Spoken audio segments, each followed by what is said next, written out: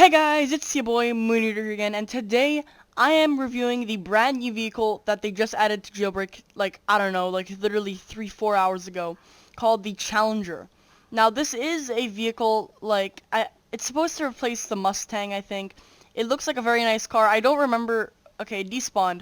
I don't exactly remember what model of car this is. I literally can't remember for the life of me what model of car this is, which makes me, makes me feel really stupid, because I've seen this car a lot, and I used to know the model of it, a few minutes ago. And now I literally can't remember it for the life of me.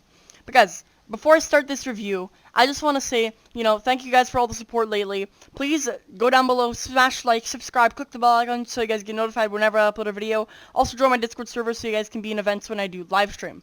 Alright, without further ado, let's get right into it. So the first thing you guys are going to want to know is, I think the only place where the Challenger spawns is right here by the gun store in the Donut area. So Donut County is basically what I like to call this area. And just the Donut gun store, this is the only place where it spawns. At least I am pretty sure, because for the life of me, I can't find it anywhere else on this map. Another thing that you guys are going to want to know is this thing costs $59,000. So it's going to be your choice if you guys are going to want to buy this. $59,000, I can grind that up in 20 minutes with no game passes whatsoever, so it's pretty simple. Once you get into it, the one thing that you guys are going to immediately notice is this thing has friction like the stupid dune buggy, man.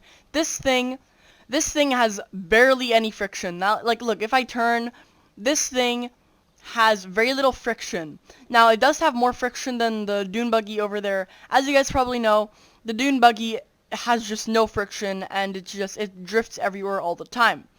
This vehicle, if you turn it, it does slow down by a lot as well. So you guys are going to want to take note of that. If I pick up some speed and I drift, if I drift, again, there's no friction and it takes a long time for it to stop. Another thing that this is actually, so those are some of the bad things, but here's something that it's really good at. If you off-road with normal suspension, it's actually a really good off-roading vehicle. I think it's supposed to be a hybrid of off-roading and, main roading, because this thing can scale the mountains here well, really, really well. I'm gonna turn on my headlights really quick. But this thing can scale these little hills in the desert right here really, really well. Now, the speed of this thing, we're about to determine that right now, but the speed of this car, it's not great. If I drive at max speed, it's already basically at max speed. It's not a very high speed. I'm gonna drive backwards so I can make sure that it is at max speed. But this thing's max speed is pretty slow for a level 1 engine. With the level 5 engine, I will show you guys later, but with the level 5 engine, this thing actually isn't too bad.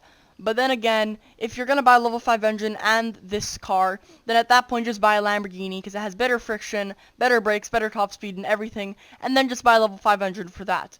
But this is the top speed of it. It's pretty slow. I think it's only 2 times as fast as a Camaro, but that's perfectly fine. I completely understand that. It's only $59,000.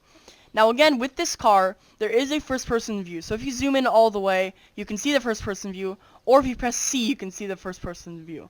Now, this first-person view isn't as amazing as, for example, the Cirrus, because of the friction that this car has, it's literal garbage, the friction that this car has.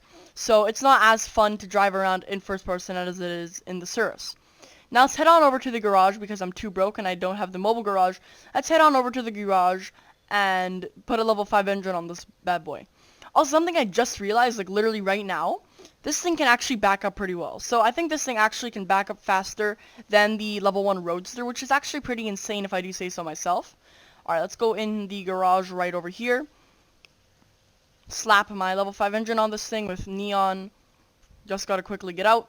But this thing, as you guys can see, it's pretty good, honestly, if I do say so myself.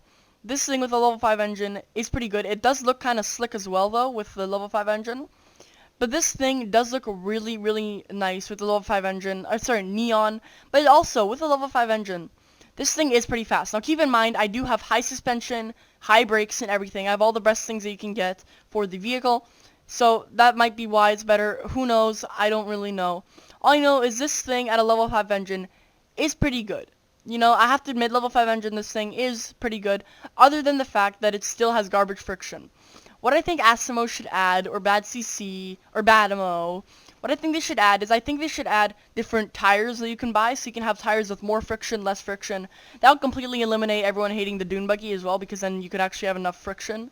Because this thing in a level 5 engine, as you guys can see, I'm kind of just zooming past, and because of my brakes, I think that's what's making the big change. The friction is a little bit better, as you guys can see. But then again, this car isn't great. This car also does spawn in a pretty good location, honestly, if I do say so myself. The gun store by the donut store is a pretty good location for a vehicle to spawn. So if there's a cop chasing you or anything, and you just need a quick getaway vehicle, and you don't have the mobile garage like me, then you can just, just get in this car and drive away. Now, one thing that you guys might be wondering is, does this car work with the JSTOR glitch? Now, the answer to that question is no, it does not. So you guys might know that the McLaren does work with a glitch, where if you just drive the McLaren into here and you jam it in, it does not work. But here, like, if I get out right now, it hasn't worked the few times I've tried it, so I'm not going to try it again because I don't want to get it stuck. But the other few times I have tried it, it has not worked. But that's pretty much all you need to know about what happened there, guys. But I think my VIP server just broke a little bit.